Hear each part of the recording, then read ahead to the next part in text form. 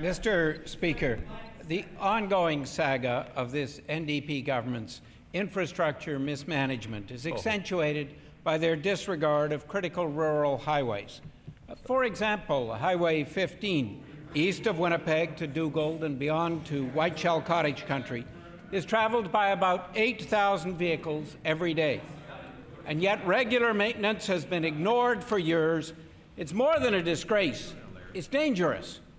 When will the Premier be addressing the Dugald Road disgrace his government has perpetrated? I appreciate the question from a member for River Heights because it allows us again to indicate we've put a $5.5 billion infrastructure program in place over the next 5 years. A historic investment in infrastructure in Manitoba. It will lift the economy by $6.3 billion. It'll provide 59,000 jobs. It'll provide good opportunities for young people to have jobs in this province. It'll provide tremendous spin-offs to all of our businesses, which will acquire $1.4 billion of additional equipment and assets within their companies. I only wish the member from River Heights would have voted for that program so we can pave the highways of Manitoba, look after sewer and water, and build strategic infrastructure which will strengthen our economy. Strategic infrastructure like Centreport, Mr. Speaker. Mr. Speaker, I understand from Reeve Jim McCarthy of Springfield that Highway 15 is not even on the Premier's $5.5 billion plan. Again. Mr. Speaker, as I traveled Highway 391 north of Thompson to Nelson House last week, there were approximately 80 orange signs, photos of which I table now. Each orange sign marked a bad section of the road. People driving this stretch of partly paved, partly broken highway feel just how bad orange is.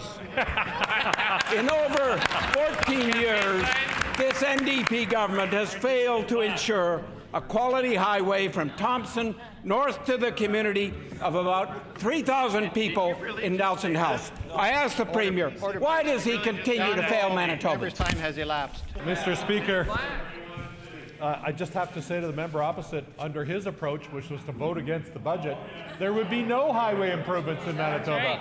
There wouldn't be happening. There would be no $5.5 billion infrastructure program. There would be no early tendering process which allows the companies to mount all their employees and training and equipment to be ready to go during the most important rebuild that we're doing in the province. There would be no additional protection for flood protection for the people around Lake Manitoba and Lake St. Martin and the Assiniboine Valley and Brandon, Manitoba, Mr. Speaker. If he's really serious about infrastructure, let him stand up right now and say he supports the infrastructure program we're mounting in Manitoba, Mr. Speaker. Mr. Speaker, when this Premier's government came to power, Highway 15 and 391 were there already. They just haven't been kept up by this government. Good shape. Mr. Speaker, whether it is eastern, southern, western, or northern Manitoba, the management and maintenance of highway infrastructure has been deplorable under this NDP government. After 14 years of ignoring this issue and continuing delays, only now are they recognizing how badly they've positioned Manitoba. It's imperative to not just throw money at roads, but to build roads that are more durable and last longer in Manitoba conditions. What effort is the NDP government making to ensure that each road that is built is better built and lasts longer than previous highways? Question. First of all, he's wrong. The trend line on infrastructure spending has been going up every year for the last several years. Certainly every year in Manitoba, our infrastructure spending has been much stronger than when the Conservatives were in government, where they increased the gas tax and cut the highways budget, Mr. Speaker. We are putting more resources into infrastructure, including highways, than ever in the history of the province, Mr. Speaker, and the member from River Heights has voted against that. We've also seen productivity improvements.